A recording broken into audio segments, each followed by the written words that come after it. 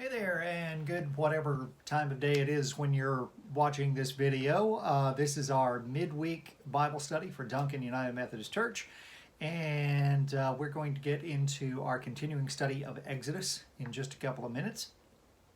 First of all, I wanted to share just a few announcements for you. In-person versions of this study are going on, as well as this recorded version. Okay, so we're going on two tracks. We're trying to keep them in sort of in sync, pretty close anyway, on Wednesday evenings. Generally, this recorded version is going to land on our Facebook Live around 6 o'clock on Wednesday evening. Had some problems with that last week trying to get it to upload. Facebook does that sometimes, but anyway, the goal is to have it uploaded and ready to go at about 6 o'clock on Wednesday evenings, this recorded version that you're seeing right now. And then we have a face-to-face version that is in our parlor at the church at 6 o'clock also on Wednesday evening. So we're doing those kind of at the same time, just depending on what you're able to do. Where you are with your particular situation. You can either check it out online anytime or in the house face to face 6 o'clock on Wednesday evenings. Trying to maintain both of those, and as long as we have folks joining in on this recorded version for Wednesday night, we'll continue doing this, and we still do. Still several people plugging into this every week, and I'm glad you're here. And we'll keep this going for you and have the two different versions. And as I said at the beginning, try to keep these in sync. We're close. It's a little bit different format, with the recorded version here is just me. In the face-to-face version, we've got discussion and things like that kind of maybe mess with our time a little bit, a little bit differently than it goes with just me talking. But we're trying to keep those in sync and stay close to the same passages, chapters, etc. every week with both versions, just to kind of keep them together. Nothing else in my head, so I can keep them on track. But anyway, either way you choose to join, that's great. Speaking of online options, we still have the online option and will have the online option going forward on Sunday mornings as well. 9:30 is our face-to-face worship time at Sunny Level. At 11 o'clock is the face-to-face worship service at Duncan. And then also running live at 11 o'clock on Sunday mornings is our Facebook Live streamed version of our worship service. So if you need to stay home or you're away, out of town, whatever, that is still available to you. Now, those are, of course, at the time that it happens, at 11 o'clock, which is really good if you can join in at 11, and lots of people do. But if you want to catch it later on in the week, that's great too. You could still worship later on in the week by that video on Facebook, or it will be copied over to YouTube later on in the week. Now, we copy this Wednesday night and Sunday mornings over to YouTube. Just for people who do not have a Facebook account. And yes, there are some people who don't, but still have access to the internet. So anybody who can get on the internet can get to our YouTube page and be able to watch that. It's a little bit later in the week. We wait until we got both of them, and then we upload them both around the same time, the Wednesday night and the Sunday morning from the previous worship service. And so you can catch it later on in the week as well. The links to both our Facebook page and our YouTube page are at duncanumc.org. All right, that's our website. Go to duncanumc.org. You find lots of information about the church, about the congregation, about what we do, what we're about, what we are. Plus, you get those links if you go to that page, duncanumc.org. Scroll down just a little bit. Scroll down the page just below the COVID-related information. There are giant buttons for Facebook and YouTube to be able to connect with those pages. So it's easy to do. It's easy to invite somebody to join us who maybe hasn't been with us before. We have several people who are out of our area or just weren't involved with our congregation before we started doing online versions, and they are now. And so someone you may know might be interested in just sort of sticking their toe in the water and seeing what we're about and being able to join in that way, sort of a low bar to be able to just log in, check it out, see what's going on, and see if they'd like to join in as well. So great way to invite people as well. All right, so that's sort of our setup that I wanted to go over. One other thing about electronic means, the email list is something you want to be on. If you've got an email address and you want to know what's going on with the congregations, you need to get involved with the email list. And that's just as simple as letting me know, hey, I want to be on the email list. Here's my email address. I'll put you in the group mailing. We send a mailing out usually on Tuesdays and Fridays. Usually in the afternoons on either of those days. Sometimes it varies just a little bit. It might be a Wednesday or it might be a Saturday, but most of the time it's Tuesday and Friday. On Tuesday you get devotional material, announcements, a prayer list. On Friday you get mainly business sort of stuff, announcements, and a prayer list.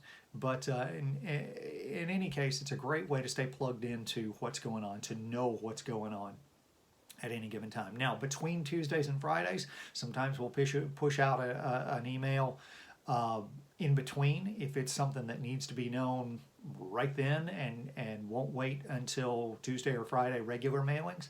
We'll press that out in between, and you'll be able to get that information. You're not going to get just a ton of emails. I'm not going to spam you with those, but we do get the information out that needs to go out at any given time. So if you're not on that email list, tell me about your address. I'll be glad to plug you in. Operationally, choir practice is at 7 o'clock on Wednesday evenings. That's back to a regular thing now. Unless it is preempted by something unforeseen, that is our regular schedule, 7 o'clock on Wednesday evenings. And I mentioned the prayer list, but I wanted to mention again, when you see that with our emails, do take note of that and do be mindful of those folks that we know in particular that are in need of prayer at any given time. Those are the ones that we're aware of and the ones who want to be included on that list. So do pay particular attention to that during your prayer time. Speaking of which, we'll have a quick prayer and then we're going to get to our lesson for the evening. Gracious God, we thank you for a time to gather whenever that may be. We are still bound together in this pursuit and in this study together. We thank you for it. We thank you for the means to be able to do this online, the means to be able to watch it anytime and be able to participate there. We thank you for the ways in which you bless us and help us. And we pray for your help in particular for those that we find on our prayer list, those that we may be aware of their names, that we care for them every day, that we know them up close. And we also pray for those who may not be in our immediate circle, but still call out to our hearts in their struggles. And we pray that you would give them strength and healing in whatever way they may need it. Guide us as we read, as we study, that this scripture would have something for us as always, that we could take away from here. Help us to hear your spirit and to carry it with us. In Jesus' name, amen. All right, so Exodus, book of Exodus. We have been on roughly a chapter-by-chapter study. We might go a little bit to either side of a particular chapter depending on how the passages fall, but that's generally how we're doing. We're on, I believe this is week 12 of our Exodus study, and we are up to midway in the 15th chapter. So if you want to follow along, I'll be reading some passages as we go along, and if you want to follow along, we're in Exodus chapter 15. I use typically, for these studies, I use an NIV version. Might be easier for you to follow along with that if you want to have the same translation that I'm working from. So midway through Exodus 15, what we've been talking about the last few weeks in particular is as the Israelites have escaped Egypt, they've been freed from Egypt, freed from slavery there. The plagues came down, the infamous 10 plagues. The final one gets them the push out the door. They have Passover, then they go toward the Red Sea with later with the Egyptian army in pursuit. Now, over the last couple of weeks, we've been talking about how that Egyptian army was defeated. The famous story of the parting of the Red Sea and how the Israelites are able to pass across, and the Egyptians are defeated, destroyed there at the Red Sea when it collapses back on them.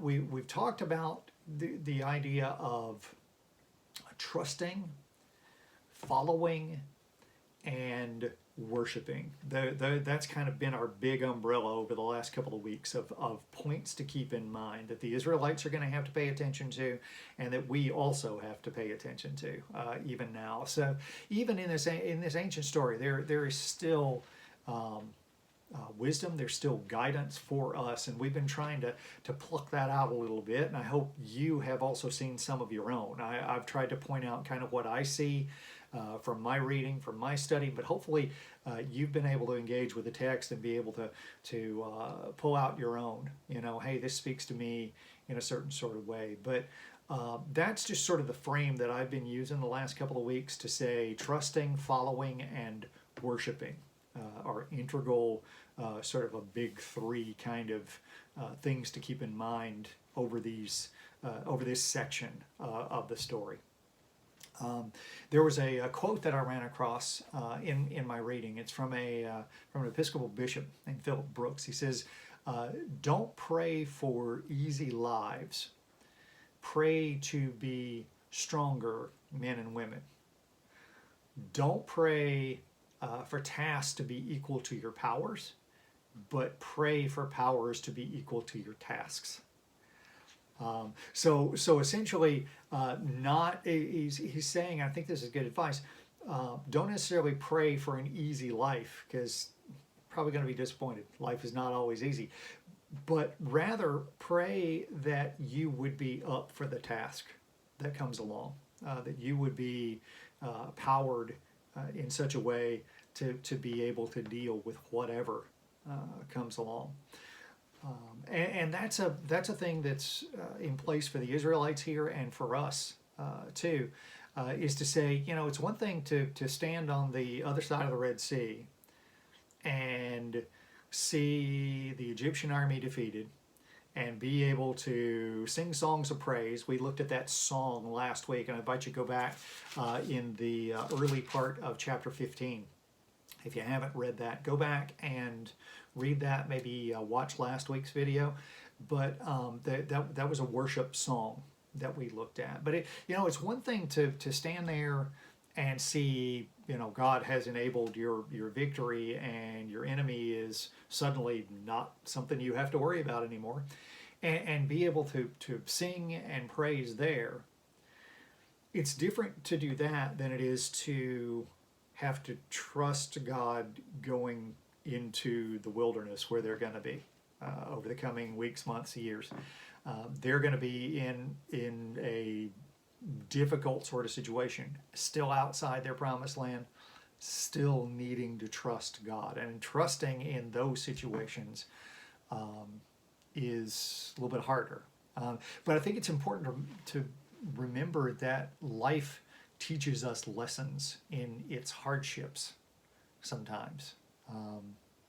We forget that life can be or is a journey. It's not just the destination. It is a journey over several points along our way and several battles along our way. We get one of those out of the way, well, something else is invariably going to come up that we're going to have to deal with. And one great victory does not settle everything. We get challenges, and we need challenges, really, to help us grow and mature. So let's read one of the first challenges that come up for them just after passing across the Red Sea. It starts in verse 22 of chapter 15.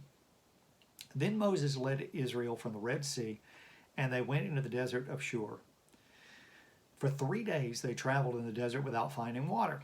When they came to Marah, they could not drink its water because it was bitter. That's why the place is called Marah. So the people grumbled against Moses, saying, "What are we to drink?" Then Moses cried out to the Lord, and the Lord showed him a piece of wood. He threw it into the water, and the water became fit to drink. There the Lord issued a ruling and instruction for them and put them to the test. He said, "If you listen carefully to the Lord your God and do what is right in his eyes, if you pay attention to his commands and keep all his decrees, I will not bring on you any of the diseases I brought on the Egyptians, for I am the Lord who heals you." Then they came to Elim, where there were 12 springs and 70 palm trees, and they camped there near the water. So this is the first, what will we drink? First sort of wall they run into. They're traveling a long way. It can be pretty taxing to travel in that geography, and they don't find any water. So they're anxious. Maybe that's understandable. You're out in the middle of nowhere. You got no water. It might be occasion to be anxious. But in light of their having just been rescued in such a dramatic fashion from the Egyptian army, it's probably a little less understandable to us. This place of anxiety. And when we're confronted with these places of anxiety, these temptations, it can bring out the worst in us. It can bring out the grumbling to Moses. It can bring out the complaints, the bad attitudes. If we trust, if the Israelites trust, they will pass through that and be able to get to the other side, and they'll even grow from it. We'll do the same. James tells us that trials will help us mature and help us grow. And that's something that we can gain, even though it's hard. Understandable, yes, to be sort of in a place of bad attitude or anxiety when we're in a difficult spot. It's still good for us, if and when we can, to hold on to that trust and that hope, because on the other side of that trial is going to be something better. It's going to be a better us, specifically, because we'll have grown and matured and learned from what we went through. Because complaining rarely solves a problem, if ever. And if we try to run away from it, we tend to just run into something else. We try to take shortcuts, we tend to run into another wall. At least that's been my experience. I don't know about you, but if you try to shortcut something, get around something without doing the effort, it tends to just land you in another spot that's just as bad, if not worse. But what they're remembering now is they're remembering how sort of a nostalgia about Egypt. Remember they were in slavery in Egypt, but in this place in the desert, they're starting to look at Egypt with sort of a fond nostalgia. And we can do that sometimes. We can look back on a bad situation and think, wow, well, that was pretty good. And that's what's happening to them. But I think we're shown three different ways that we can, at least three different ways that we can be helped through a trouble spot, the ways that God can help us through trouble spot. Okay, one, God could take like an active problem-solving role, change things, just specifically on the spot change things. Kind of like where the bitter water is made sweet there, okay, at the first part of the story. Then we might be given, the second way is we might be given something else, something as an alternative, like when they arrive at the water where they camp there at Elim, okay? The third way is just giving us the grace to be able to bear difficulty without getting dragged down in our anxiety. And that third way is the one that produces the most growth and the most learning. This is one of the passages, I mentioned earlier. We've been talking about trusting, following, and worshiping. Well, this one is very heavy on the trusting part. Trusting God and then following to obey even in a difficult situation. Because even in this experience, the Israelites not only learned something about themselves and about life, they also learned something about God. They learned from God that this is the God who heals. That's specifically pointed out in the passage I just read. God who heals, a God who helps, and God is able to heal and help us. If life were nothing but easy, we'd never learn anything, we'd never develop any character.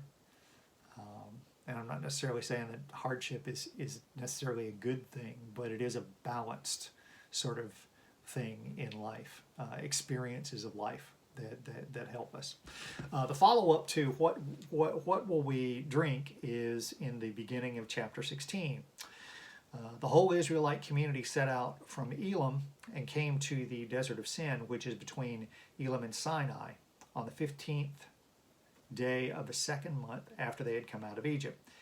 In the desert, the whole community grumbled against Moses and Aaron. The Israelites said to them, "If only we had died by the Lord's hand in Egypt. There we sat around pots of meat and ate all the food we wanted. But you have brought us out into this desert to starve this entire assembly to death." And I think of Moses being told that, and I just think in a sarcastic way, I think of Moses going, "Yeah, sure, yeah, I brought us all out here to die. That was my goal. You caught me." But no, this is not his goal. But again, it's that fond nostalgia of looking back in Egypt of, yeah, we were slaves, but we had a lot to eat. So why are we here? It's just their sort of on again, off again, bad way of dealing with the troubles that come up for them. One side note here: the word sin here, where it talks about the desert of Sin, that's a place name.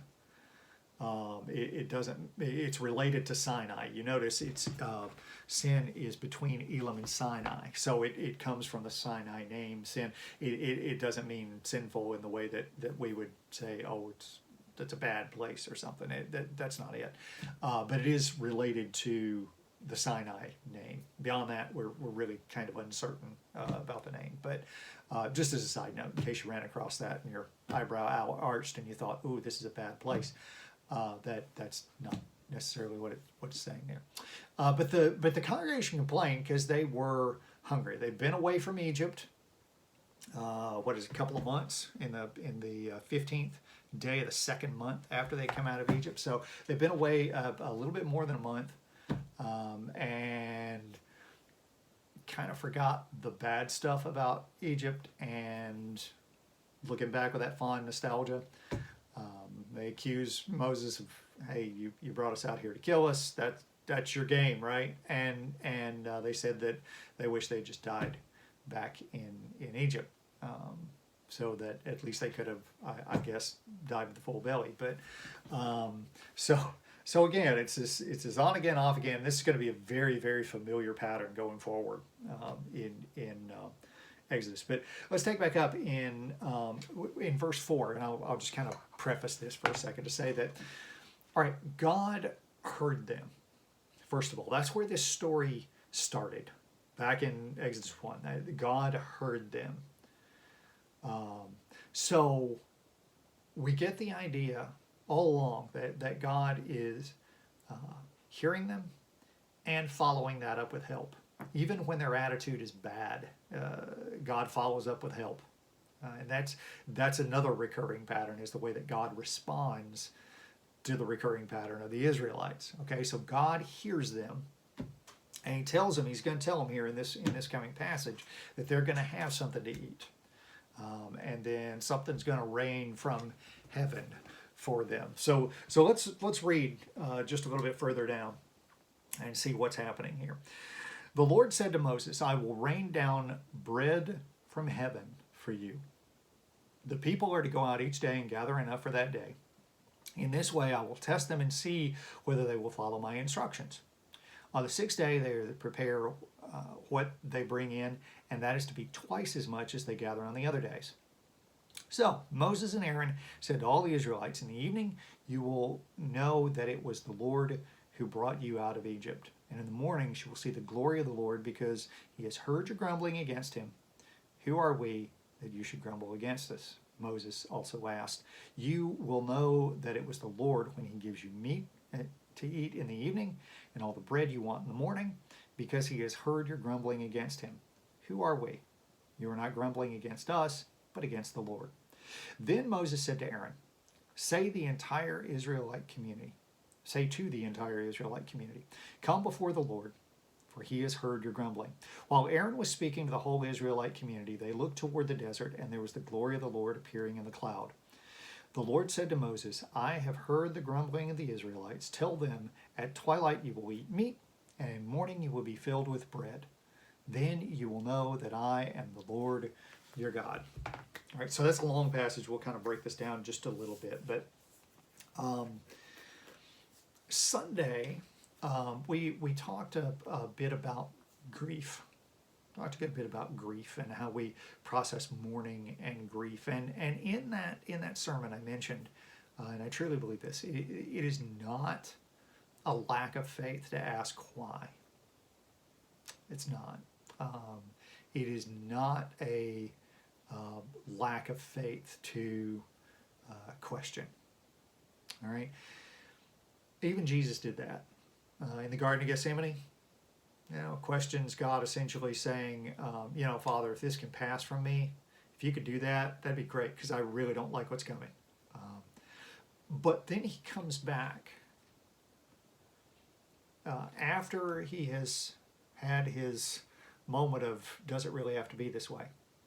He comes back and punctuates that whole conversation with, but not my will, your will be done. Okay, so coming back to that place, that's the point of sort of peace and resolution that we're trying to arrive at, trying to live on promise rather than explanation. A lot of times we're not going to know why something happened, but we can know through the promises of God that God is with us, and that somehow, some way, God is going to take what this world does, what we do, what our decisions are, what our consequences are, whatever, and somehow redeem that. Somehow help us find redemption on the other side of that. If you read the book of Job, you see Job very, very frustrated with God. And in that story, I got to admit, I would be pretty frustrated too if I were in his position. But, there's a point there, well, actually several times, when he mentions, I'd like to meet God and ask him a few things. I got some questions, I want them answered. But then it's interesting in that story, you find that when God does come to Job, Job is so overwhelmed, he doesn't really follow through with those questions. And it could be, we often want to know why, especially in a terrible or a tragic sort of situation. Why? But a lot of times explanations will not heal what's going on inside us. But the promise of redemption can. And so leaning into promises to do like Jesus did and say, not my will, but your will be done.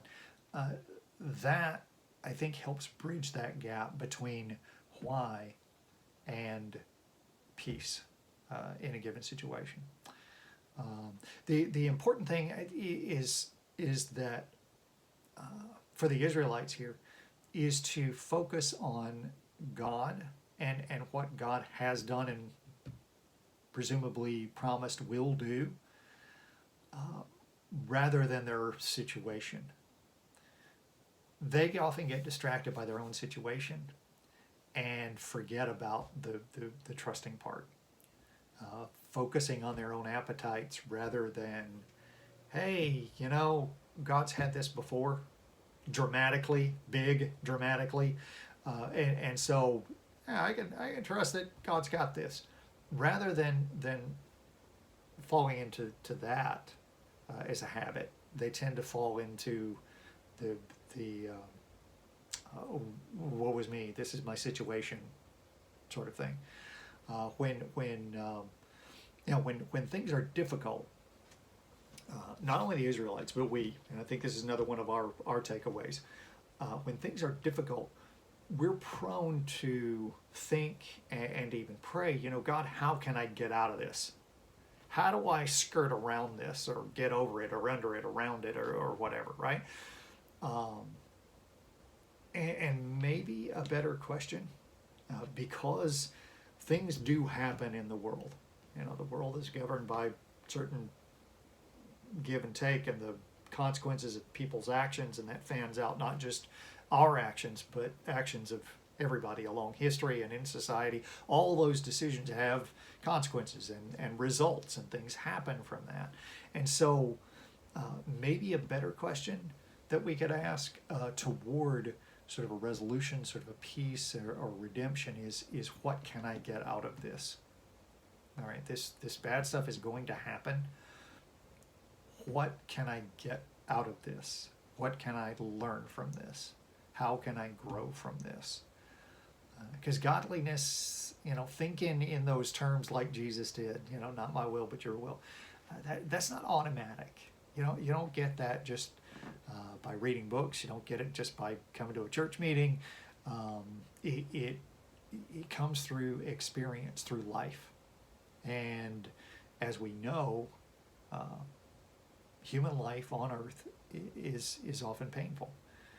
And so learning to get to that place of resolution and peace, it involves the experience and the maturity with that experience to say, okay, this has happened.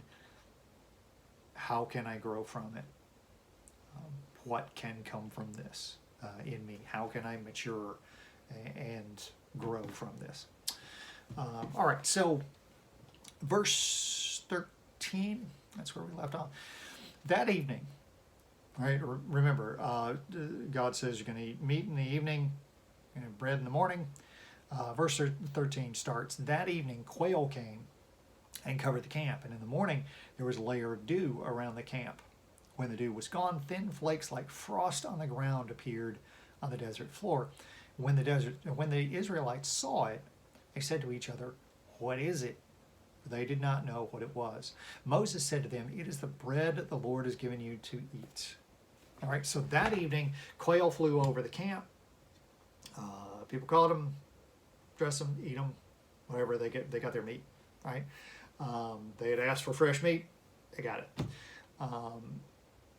And okay, this is a miraculous thing that they were sent their way. The birds were sent their way. But they'd seen birds before. They'd cleaned and eaten birds before, I'm sure, plenty of times. What came the next morning, they had not seen. No one had seen. Manna, what we call manna, appears. And the word manna, it comes from the question that the Israelite people asked in verse 15. What is it? Right? Manna was their bread, their food. It's going to be their next food for their next 40 years. We know. Of course, they didn't know it, but it would be their next 40-year staple food until the next generation entered the Promised Land. Each morning, they kind of participated in this miracle of what is it, when they would go out and they would get the nourishment that they needed. And for us, as I've said many times along the way, we don't see this story the same way or with the same impact that a Jewish person reading this story would. You know, for them, it's a foundational cohesion sort of story, bringing the Israelite people together, making the nation a distinct people, protected, guarded by God. But we have extensions of that through Jesus being a Jew, through the early Christians being Jewish. We share some common threads, and one common thread that kind of pops to mind for me is to say bread of life. When you say bread of life, all right, a Jewish person, their mind might go back to this foundational story to say, bread of life, that sounds like manna in the Exodus story, right? But for a Christian person, bread of life probably sounds a lot like Jesus talking in John. You know, the day after he fed the 5,000 in the Gospel of John, Jesus preaches a sermon about the bread of life. He's in a synagogue in Capernaum. He talks about the bread of life. I mean, they kind of wanted to duplicate what he had done the day before, you know, and feed everybody, sort of a manna type story. But instead, he turns that into a spiritual sort of allegory for himself to say that he is the bread of life now that has come down from heaven. This is the bread of the soul. And that's why Jesus uses that bread of life metaphor. God gave the manna just to the Israelites, but Jesus has come for the whole world, and is the eternal sustenance, that eternal substance that we need spiritually to continue. And then there's a second application of this miracle of the manna that I think we can pull. You know, every day the Israelite people had to go out, gather the manna that they needed for that day. That's a really big emphasis here. You know, that only that day, except in preparation for the Sabbath, and we'll get into that probably next week. But there's a big emphasis on you gather what you need, what you and your people need today. All right? And that suggests sort of an ongoing feeding, right? You got to eat every day. Got to provide it every day. I'm not going to give you a big pile of it that you just put and store away.